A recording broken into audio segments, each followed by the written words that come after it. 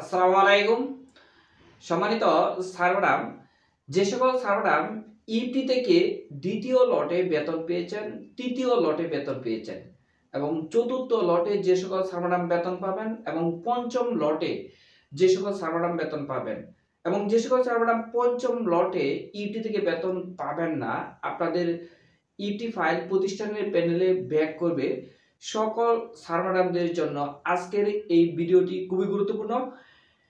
MPO sheet সংশোধন এবং EFT সংশোধন সম্পর্কিত আজকের এই ভিডিওটি যে ইউটিউব চ্যানেলে আপলোড করব, আমাদের এই চ্যানেলে কিন্তু ইএফটির তথ্য সংশোধন এবং এমপিও শীট তথ্য সংশোধন সম্পর্কিত 10টি পার্ট আপলোড করব। অলরেডি কিন্তু 2টি পার্ট আপলোড করে দিয়েছি। যে সকল স্যার ম্যাডাম ওই আগে 2টি পার্ট দেখেন নাই, আপনারা ওই 2টি পার্ট দেখে নিতে পারেন। আজকের এই পার্ট 3, অর্থাৎ এই পার্টটি আমাদের 3, এমপিও শীট সংশোধন এবং ইএফটি তথ্য সংশোধন সম্পর্কিত আমাদের এই পার্টটি 3 নাম্বার পার্ট এবং 2টি পার্ট অলরেডি আপলোড করা হয়েছে। আমরা এই ভিডিওটি যে ইউটিউব চ্যানেলে আপলোড করব, মোট 10টি পার্ট আপলোড করব এমপিও শীট সংশোধন এবং ইএফটি তথ্য সংশোধন সম্পর্কিত। সম্মানিত স্যার ম্যাডাম, আমাদের এই ভিডিওটি যদি ভালো লেগে থাকে অবশ্যই আমাদের এই চ্যানেলে যদি আপনারা নতুন হয়ে থাকেন অবশ্যই চ্যানেলটিকে সাবস্ক্রাইব করে রাখবেন। আর আমাদের এই ভিডিওটি যদি ভালো লেগে থাকে অবশ্যই এই তথ্যগুলা শিক্ষা বিষয়ক তথ্য এবং ইএফটির তথ্য সংশোধন এবং এমপিও শীট সংশোধন সম্পর্কিত তথ্য যেহেতু সকল স্যার ম্যাডামদের জানার এবং দেখার সুবিধার্থে অবশ্যই ভিডিওটি বেশি বেশি লাইক কমেন্ট শেয়ার করবেন। সম্মানিত স্যার ম্যাডাম, আজকের এই ভিডিওতে আমি যে বিষয়টি তুলে ধরেছি একটু লক্ষ্য করবেন। যে সকল স্যার ম্যাডামদের এনআইডি কার্ডে ভুল আছে এবং এমপিও শীটে ভুল আছে, ইএফটি ফর্মে ভুল আছে, কিন্তু ব্যাংক অ্যাকাউন্ট এবং সার্টিফিকেট এই দুইটা তথ্য আপনাদের সঠিক, তারা কি করবেন? তাদের জন্য অর্থাৎ দ্বিতীয় থেকে পঞ্চম লট পর্যন্ত এবং পঞ্চম লটে যে সকল স্যার ম্যাডাম বেতন পাবেন না সকল স্যার ম্যাডামদের জন্যই খুবই গুরুত্বপূর্ণ। তার আগে আমি একটা কথা বলে নিই, দ্বিতীয় লট থেকে পঞ্চম লট পর্যন্ত যে সকল স্যার ম্যাডামরা বেতন পেয়েছেন, এখানে যে সকল স্যার ম্যাডামের এ টু জেড এনআইডির তথ্য, এমপিও শীটের তথ্য, ইএফটির তথ্য, ব্যাংক অ্যাকাউন্টের তথ্য, সার্টিফিকেটের তথ্য, সকল তথ্য এ টু জেড 100% সঠিক আছে, আপনারা 100% টেনশন মুক্ত। প্রথম লটে যারা বেতন পেয়েছেন তার তথ্যগুলা সঠিক মাউসি থেকে বলা হয়েছে, কিন্তু যে সকল আমরা দ্বিতীয়, তৃতীয়, চতুর্থ, পঞ্চম লটে বেতন পেয়েছেন অনেকেরই ভুল ত্রুটি আছে, আবার অনেকেরই কোনো প্রকার ভুল ত্রুটি নাই। তো দ্বিতীয় লটে বেতন পেয়েছেন, তৃতীয় লটে পেয়েছেন, চতুর্থ লটে পেয়েছেন কিংবা পঞ্চম লটেই পেয়েছেন, যদি আপনাদের এই 5টি ডকুমেন্টসের তথ্য এ টু জেড মিল থাকে তাহলে আপনি যে লটেই বেতন পেয়ে থাকেন আপনার কোনো টেনশন নাই। যদি আপনি দ্বিতীয় লটে বেতন পান, তৃতীয় লটে বেতন পান, চতুর্থ লটে বেতন পান কিংবা পঞ্চম লটে বেতন পান কিংবা পঞ্চম লটে বেতন না পান, যদি আপনার তথ্যের মধ্যে এই সবগুলা তথ্য মানে এ টু জেড না মিলে তাহলেই কিন্তু আপনাদের টেনশন। যেহেতু ইএফটিটা একটি অনলাইন সিস্টেম, এই ইএফটিটা আপনার এপ্রিলের দিকে স্বয়ংক্রিয়ভাবে আপডেট হবে, এমন হতে পারে এটা স্বয়ংক্রিয়ভাবে আপডেট হবে। যেহেতু স্বয়ংক্রিয়ভাবে আপডেট হবে তাহলে আশা করি এই সকল তথ্যগুলা আপনাদের যদি এ টু জেড মিল থাকে তাহলে যদি ইএফটি স্বয়ংক্রিয়ভাবে আপডেট হয় তাহলে কিন্তু এ টু জেড মিলে যাবে।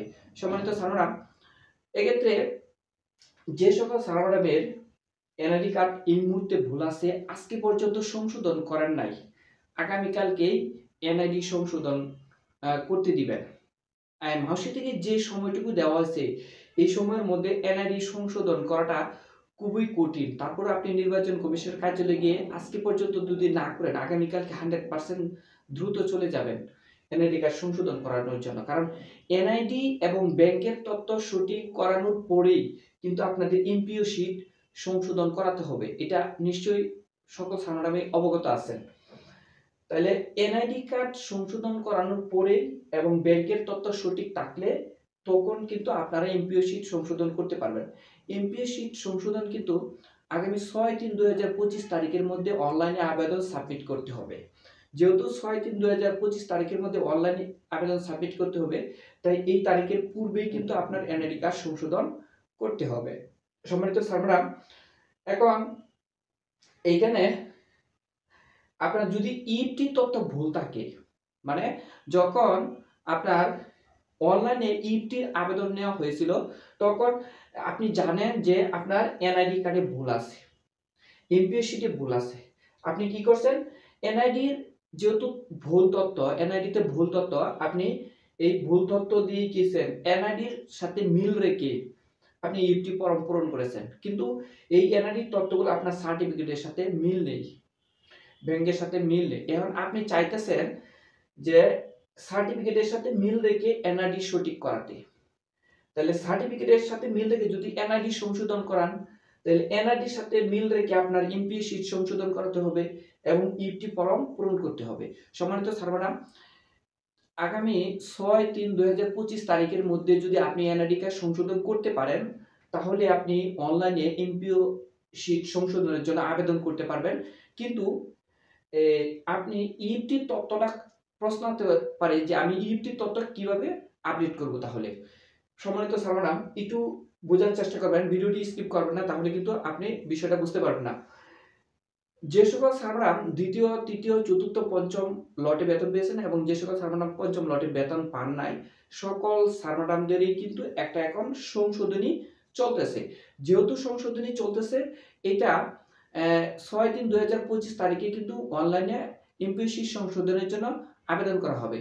তো 6/3/2025 তারিখের মধ্যে যদি অনলাইনে এমপিও আবেদন সাবমিট এমপিও শীট সংশোধনের জন্য অনলাইনে সাবমিট করা হয়, এটা কিন্তু মাউসির অধিদপ্তরে 7/4/2025 তারিখে কিন্তু ডান হয়ে যাবে।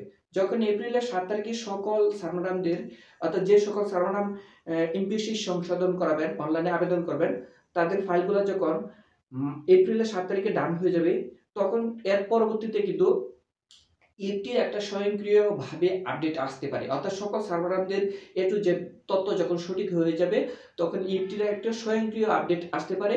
এমন হতে পারে স্বয়ংক্রিয় আপডেটের পূর্বে মাউসি থেকে সকল প্রতিষ্ঠানের ফাইলটা ব্যাক করানো হবে। ব্যাক করানোর পরে যে সকল স্যার ম্যাডাম নির্দেশনা দেওয়া হতে পারে, যে সকল স্যার ম্যাডাম তাদের আপনার বিভিন্ন তথ্য সংশোধন করেছে, ধরেন আপনারা এই তথ্যের সাথে যে সকল স্যার ম্যাডামের তথ্য মিলবে, এনআইডি সংশোধন করাইছেন এবং এনআইডি সংশোধন করানোর পরে ব্যাংকের তথ্য যদি সঠিক থাকে কিংবা ব্যাংকের তথ্য যদি সঠিক নাও থাকে, আপনার ব্যাংকের তথ্য সঠিক করানোর পরে, এনআইডি এবং ব্যাংকের তথ্য সঠিক করানোর পরে এমপিও শীট সংশোধন করাইছেন, তখন আপনারা কিন্তু যখন এপ্রিলে ইএফটি স্বয়ংক্রিয় আপডেট আসবে, তখন আপডেটের সাথে আপনার আপডেটটি মিলে যাবে।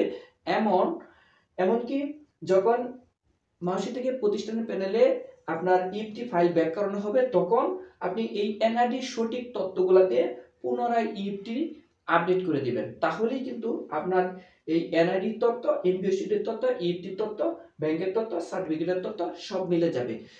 তাই আপনারা এই মুহূর্তে যাদের এনআইডি কার্ড ভুল, দ্রুত গতিতে নির্বাচন কমিশনের কার্যালয়ে গিয়ে যে কোনো মূল্যে একটু বুঝিয়ে শুনে, মানে আপনি যে কোনো মূল্যে এনআইডি কার্ডটা সংশোধন করাবেন। সংশোধন করানোর পরে নির্দিষ্ট সময়ের মধ্যে অনলাইনে এমপিও শীট কারেকশন করাবেন। করানোর পরে আপনি এইটা নিয়ে টেনশন করতে হবে না। যদি আপনি বেতন পেয়ে থাকেন, আমি একজন শিক্ষক হিসেবে যতটুকু বুঝি, আমরা শিক্ষক, আমাদের কিন্তু সামান্য ভুল ত্রুটি থাকতেই পারে। ইএফটিটা কিন্তু হুট করে এসে পড়েছে, তাই এটা আপনার শিক্ষকরা কিন্তু বেতন পাবে, বেতন ছাড়া তো আর শিক্ষকরা থাকতে পারবে না। দ্বিতীয়, তৃতীয়, চতুর্থ, পঞ্চম লটে যারা বেতন পেয়েছে, তাদের সামান্য ভুল ত্রুটি আছে। এই ভুল ত্রুটির কারণে কিন্তু মাস থেকে বেতন বন্ধ করে দিবে, এটা কিন্তু মানে আপনারা 100% বিশ্বাস করার কোনো প্রয়োজন মনে করি না। কারণ এই ধরনের ভুল ত্রুটি, এই যে সামান্য যে সময়টুকু দেওয়া হয়েছে, এই সময়টুকুর মধ্যে অনেক শিক্ষকই করতে পারবে, আবার অনেক শিক্ষকই করতে পারবে না। তারপরেও 100% চেষ্টা করবেন যাতে এই সময়ের মধ্যে সংশোধন করার চেষ্টা করবেন। যেহেতু মাউসি থেকে নির্দেশনা দেওয়া হয়েছে যে আপনার এই 6/3/2025 তারিখের মধ্যে অবশ্যই অনলাইনে আবেদন করতে হবে এবং এপ্রিলের মধ্যে আপনার সংশোধন শেষ করতে হবে। যদি এপ্রিলের মধ্যে শেষ না করেন, তাহলে কিন্তু বেতন ভাতা স্বয়ংক্রিয়ভাবে বন্ধ হয়ে যেতে পারে।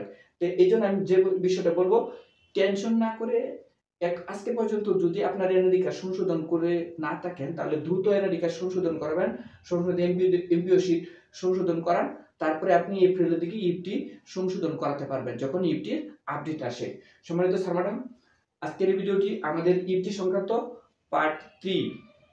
এই ভিডিওটি যদি ভালো লেগে থাকে অবশ্যই লাইক কমেন্ট শেয়ার করবেন এবং চ্যানেলে নতুন হয়ে থাকলে অবশ্যই চ্যানেলটিকে ইএফটি সংক্রান্ত যে কোনো আপডেট এবং শিক্ষা বিষয়ে যে কোনো আপডেট পেতে চ্যানেলটিকে সাবস্ক্রাইব করে রাখবেন এবং সকল স্যার ম্যাডামদের এই তথ্যগুলো একটু দেখার সুবিধা করে দেবেন। সম্মানিত স্যার ম্যাডাম অবশ্যই ভিডিওটি লাইক কমেন্ট শেয়ার করবেন দ্রুত বেশি। আজকের মতো বিদায় নিব, সকলের সুস্বাস্থ্য দীর্ঘ কামনা করে আজকের মতো বিদায় নিচ্ছি। সকল স্যার ম্যাডামদেরকে আমার পক্ষ থেকে আসসালামু আলাইকুম।